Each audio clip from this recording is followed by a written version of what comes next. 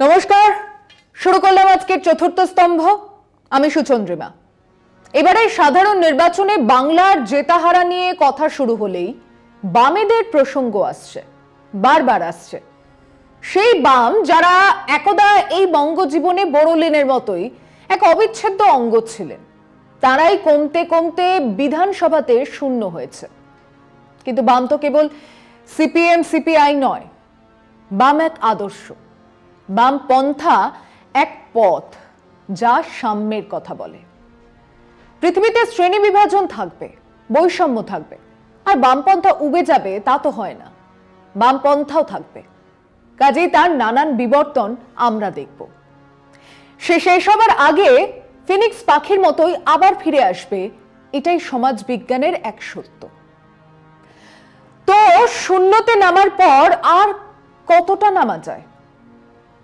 এদিকে রাজ্য জুড়ে শাসক দলের দুর্নীতি, ওদিকে মোদিজির দেশ বেচে দেওয়া আর বাড়তে থাকা বৈষম্যের সঙ্গে নোংরা সাম্প্রদায়িক রাজনীতি তো এক উর্বর ক্ষেত্র, যেখানে বামপন্থা দেশ জুড়েই এক নতুন স্বর হয়ে উঠতেই পারে।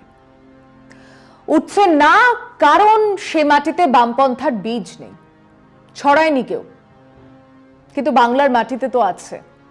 তাই একটা রব সর্বত্র। বামেরা ফিরছে, বামেরা ফিরছে। কিভাবে ফিরবে?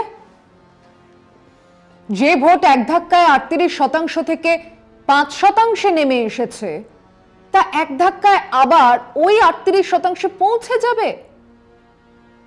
সেটাই আজকের আলোচনার বিষয়।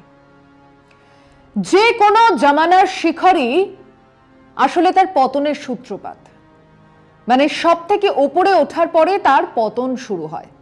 আর একবার পতন শুরু হলে আবার ঘুরে দাঁড়ানো, আবার উঠে পথ চলা ভারী কঠিন। কারণও সেই শিখরে থাকাকালীন অজস্র ভুল, অজস্র ব্লান্ডার, অজস্র স্ববিরোধী কাজ পরবর্তী সময় বোঝা হয়ে থাকে।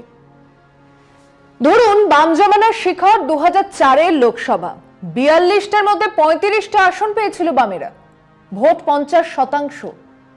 কিন্তু অন্যদিকে বিভক্ত বিরোধীদেরও মিলিত ভোট শতাংশ ছিল কাছাকাছি 50%, কিন্তু আসন মাত্র 7। মমতা একমাত্র তৃণমূল সাংসদ। 2006 বিধানসভা বামফ্রন্টের ভোট 49.72%, আসন 235। অন্যদিকে বিভক্ত বিরোধীদের কাছে বেশি ভোট, প্রায় 51%, কিন্তু আসন 51টা। আমরা সেই সময় শুনেছি ওরা 35, আমরা 235, কিন্তু তখন ক্ষয় আর পতন শুরু হয়ে গেছে।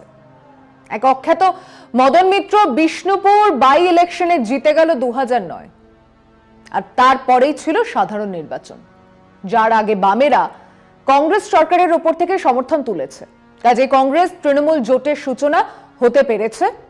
2009 বামফ্রন্ট 43.5%, একটু বেশি ভোট পেল, আসন হারালো 20টা। কংগ্রেস আর তৃণমূল কংগ্রেসের মোট ভোট ছিল 44.5%, আসন পেল 26টা। আর বিজেপি তখনও তলানিতে, 6% ভোট আর আসন 1টা। এই নির্বাচন বলেই দিচ্ছিল পরবর্তী বিধানসভা নির্বাচনের বাম বিপর্যয় অনিবার্য। কিন্তু তা জানার পরেও 2011-তে বামেরা কোর্স কারেকশন করতে পারল না, নিজেদের শুধরোতে পারল না, বরং নিজেরা সঠিক পথেই আছে। তারাই শিল্প চাইছে, তারাই উন্নয়ন চাইছে বলে চলল। 2011-তে স্বাভাবিক বিপর্যয় এলো, ক্যাপ্টেন সমেত গোটা টিম বোল্ড আউট। কিন্তু ভোট শতাংশ কি খুব খারাপ ছিল সেবারেও? না, সেই বিপর্যয়ের দিনেও বামেদের ভোট ছিল প্রায় 40%, আসন 67। কংগ্রেস তৃণমূলের মিলিত ভোট ছিল 47%, আসন 228। আর বিজেপি সেদিনেও কোনো শক্তিই নয়, পেয়েছিল মাত্র 4.06% ভোট। আজ একটা বিরতির পর সঙ্গে থাকুন। সেই বিপর্যয়ের দিনেও বামেদের ভোট ছিল প্রায় 40%, আসন 67। কংগ্রেস তৃণমূলের মিলিত ভোট ছিল 47%, আসন 228। আর বিজেপি সেদিনেও কোনো শক্তিই নয়, পেয়েছিল মাত্র 4.06% ভোট। কিন্তু এই ভোটের পরে কুঁকড়ে গেল বামেদের সংগঠন। হামলার মুখে দাঁড়িয়ে অসহায় সমর্থকেরা দেখলো নেতৃত্ব দিশেহারা, পার্টি অফিস খুলছে না, গণশক্তি বোর্ডে লাগানো হচ্ছে না। সেই দিশেহারা কর্মী সমর্থক ভোটারেরা তৃণমূলের হামলা রুখতেই 2014-তে বদলে যাওয়া রাজনৈতিক পটচিত্রে বিজেপির পাশে দাঁড়ালো। 2014 লোকসভার হিসেবটা দেখুন। তৃণমূল 39% ভোট আর 34টা আসন পেল। বিজেপি 10%-এর বেশি ভোট বাড়িয়ে 17% ভোট পেল আর 2টো আসন। কংগ্রেস 9.58% ভোট আর 4টে আসন। সিপিআইএম 29.71% ভোট আর 2টো আসন। রায়গঞ্জে মোহাম্মদ সেলিম মাত্র 1634 ভোটে জিতলেন আর মুর্শিদাবাদে বদরুজ্জোদা খান জিতলেন 18,453 ভোটে। কিন্তু মানুষকে কি বললেন? কোথায় তাদের ভুল হয়েছিল? কি ভুল হয়েছিল? না, তারা তখনও ওই একই উন্নয়ন আর বিকাশের কথা বলছেন, যার সারাংশ হলো মানুষ বুঝতে পারেনি। মানুষকে ভুল বোঝানো হয়েছে, মানুষ ভুল বুঝেছেন, আমরা সঠিক পথেই আছি। কিন্তু বহু আগে কংগ্রেস বাম ঐক্যের যে কথা বলে দল থেকে বেরিয়ে যেতে বাধ্য করা হয়েছে সৈফুদ্দিন চৌধুরীকে, সেই কং বাম ঐক্য নিয়ে এক বিভ্রান্তিকর তত্ত্বের অবতারণা শুরু হয়ে গেল, যার পিছনে নির্বাচনী পাটিগণিত ছাড়া কিচ্ছু ছিল না, এবং তা নিয়ে দলের মধ্যেই প্রচুর ঝামেলা ছিল। এরই মধ্যে বিজেপি বাড়ছে কেন্দ্রের সরকার নরেন্দ্র মোদীর। অতএব তৃণমূল বিরোধীরা বিজেপির দিকে যেতে শুরু করেছিল, এবার তা এক্সোডাসে বদলে গেল। 2019-এর নির্বাচনে বাম কংগ্রেস আঁতাত হলো না, কেবল কয়েকটা আসন ছেড়ে একটা গজকচ্ছপ গোপন সমঝোতা হলো। তৃণমূল নিজের ভোট আরো বাড়ালো, কিন্তু 43.7% ভোট পেয়েও 12টা আসন হারিয়ে 22টা আসন পেল।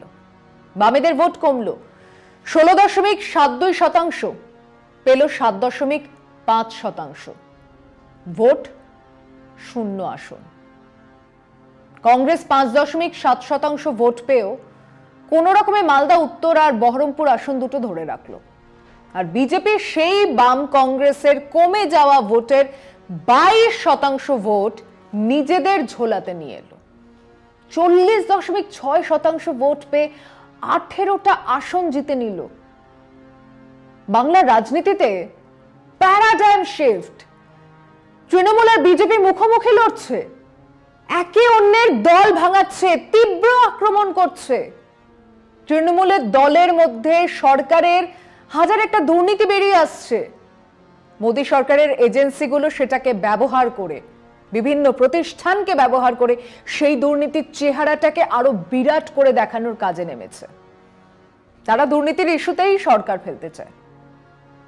অন্যদিকে বামেরা এবং এ রাজ্যে বামেদের সঙ্গী কংগ্রেস, তৃণমূল বিজেপির গোপন সমঝোতা, দিদি মোদি এক হ্যায় বলে এক চরম বিভ্রান্তিকর স্লোগান নিয়ে বিধানসভা নির্বাচনে নেমে পড়ল। তৃণমূল বিজেপি বাইনারি আরো স্ট্রং হলো। হয় বিজেপি নয় তৃণমূল। এই রাজনীতির মধ্যে পড়ে 2021-এ বিধানসভাতে বাম কংগ্রেস 0। আজকে বিরতি নিয়ে সঙ্গে থাকবেন। সেই প্রেক্ষিতে সাধারণ নির্বাচন এসেছে। বামেরা এক সাম্প্রদায়িক সরকার, এক জঙ্গি জাতীয়তাবাদী সরকার, সংবিধান বিরোধী সরকারকে ফেলে দেওয়ার পাশাপাশি অনায়াসে তৃণমূলের দুর্নীতি আর জনবিরোধী সমস্ত কাজের বিরোধিতা করে মানুষের কাছে ভোট চাইতেই পারত। সেটা কতটা কাজ করত তা পরের কথা, কিন্তু সেই আবেদনে কোনো বিভ্রান্তি থাকতো না। কিন্তু তারা এক সেটিং এর তত্ত্ব নিয়ে মানুষের সামনে হাজির, যা সাধারণ মানুষের বুঝে ওঠা অসাধ্য। ফলে তাদের বিশ্বাসযোগ্যতায় ঘাটতি বেড়েই চলেছে। তার উপরে এক জাতীয় মঞ্চ, যেখানে তারা এক মঞ্চে বসছেন তৃণমূল নেতৃত্বের সঙ্গে, এক মঞ্চে ভাষণ দিচ্ছেন, মানুষ ঘেটে সুযোগ নিচ্ছে বিজেপি। এবং আবার এক বাইনারি তৈরি হচ্ছে তৃণমূল বিজেপির। কংগ্রেস তার পকেট ভোট ধরে রেখে এক কি দুটো আসন পাবে, কিন্তু বামেরা কোন আসনে সেফ? জিতবেনি এমন আসন কোনটা? বড়জোর রায়গঞ্জ, মুর্শিদাবাদে লড়াই হবে তারপর। কিন্তু গল্প এখানেই শেষ নয়।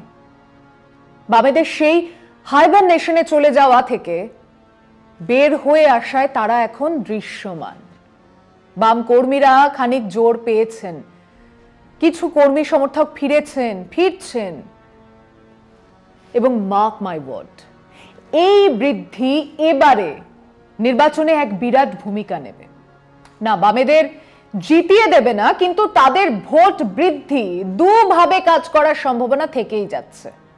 প্রথমটা হলো বামেরা সরকার বিরোধী ভোট বাড়াবে, তার মানে তাদের ভোট আবার ফিরে আসবে বিজেপির কাছ থেকে। আর অন্যটা হলো বামেরা বা বাম কংগ্রেস জোট সংখ্যালঘু মুসলমান ভোটে থাবা বসাবে। আবার এই দুটোই হতে পারে, এক এক আসনে এক এক রকম। যদি বামেদের 7, 8 কি 9% ভোট ফিরে আসে, মানে গতবারে 7.5% বেড়ে 17% হয়ে যায়, তাহলে বিজেপি আবার 3, 4, 5-এ চলে যাবে। এমনও হতে পারে যে বামেদের ভোট ফিরলো, কিন্তু ফিরলো দক্ষিণবঙ্গে, তাহলে বিজেপি বড়জোর 10-এ থেমে যাবে। আবার বামেরা যদি সংখ্যালঘু ভোটে থাবা বসায়, তাহলে তৃণমূলের বেশ কয়েকটা আসন হাতছাড়া হবে, হাততালে জিতে যাবে বিজেপি। দেখতে হবে বামেদের ভোট কোন ঝোলা থেকে আসছে। তবে এখনো মতিগতি দেখে বলাই যায় যে বামেদের যে ভোট চলে গিয়েছিল বিজেপির দিকে, তার 7 কি 8% ফিরবে বেশ কিছু আসনে, আর তা নিশ্চিতভাবে তৃণমূলকে কিছু আসনে জিতিয়ে দেবে। বামেরা জিতবেই না এমন আসন আমি অন্তত দেখতে পাচ্ছি না। লড়বে, হ্যাঁ, রায়গঞ্জে, মুর্শিদাবাদে, দমদমে, যাদবপুরে, শ্রীরামপুরে, বসিরহাটে বামেদের রাস্তাতে দেখা যাচ্ছে তাঁরা লড়ছেন। আজ এ পর্যন্তই। শুভরাত্রি।